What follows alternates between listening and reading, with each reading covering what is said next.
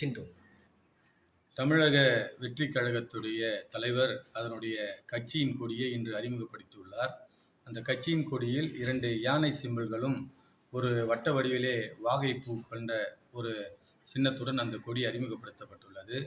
அதாவது 1968ஆம் ஆண்டு symbols allotment act அதன் பிரகாரம் எலெக்ஷன் கமிஷனிலே 2003 அன்று ஒரு அமெண்ட்மெண்ட் எடுத்து வரப்பட்டு 2004 அதில் நோட்டிஃபிகேஷன் கொடுத்து, அதாவது யானை சின்னத்தை அசாம், சிக்கிம் தவிர வேறு எந்த மாநிலத்திலும் எந்த அரசியல் கட்சிகளும், அங்கீகரிக்கப்பட்ட அரசியல் கட்சிகள், அங்கீகரிக்கப்படாத அரசியல் கட்சிகள், மாநில கட்சிகள் மற்றும் தேசிய கட்சிகள் யாரும் யானை சின்னத்தை எந்த வடிவத்திலும் பயன்படுத்தக்கூடாது என்று தேர்தல் கமிஷனுடைய உத்தரவு உள்ளது.